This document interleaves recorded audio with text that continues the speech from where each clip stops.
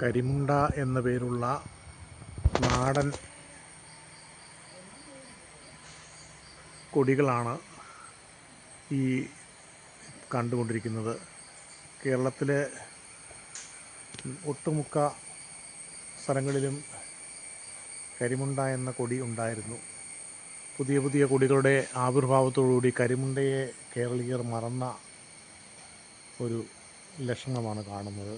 എന്നാൽ ഈ കരിമുണ്ട എന്ന കൊടി മറ്റ് കേടുകളെയെല്ലാം അതിജീവിക്കുന്ന ഒരു കൊടിയായിട്ടാണ് കാണുന്നത്. വിളവ് തീർത്തും മോശമല്ലാത്ത നല്ല വിളവ് നമുക്ക് നൽകുന്ന ഒരു അത്യുഗ്രൻ കൊടിയാണ് കരിമുണ്ട.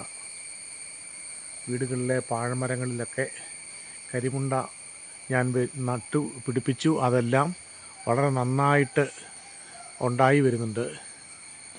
വീട്ടിലെ വളർച്ച മുരടിച്ച റബ്ബർ മരങ്ങളിലെല്ലാം ഒരു പണിക്കാരനെ വിട്ട് ഈ കരിമുണ്ട വെച്ച് പിടിപ്പിച്ചു. അതിലെല്ലാം കായ്ക്കാൻ തുടങ്ങി. വളരെ നല്ലൊരു ഫലം നൽകുന്ന ഒരു കൊടിയാണ് കരിമുണ്ട.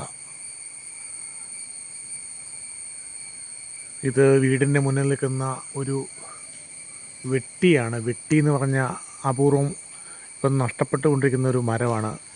ഈ അനാവശ്യമായ മരങ്ങളിലൊക്കെ ഇതുപോലെയുള്ള മരങ്ങളിലെല്ലാം ഇതുപോലെ കൊടികളൊക്കെ വെച്ച് പിടിപ്പിച്ചാൽ നമ്മൾക്ക് നല്ല ഫലം കിട്ടും.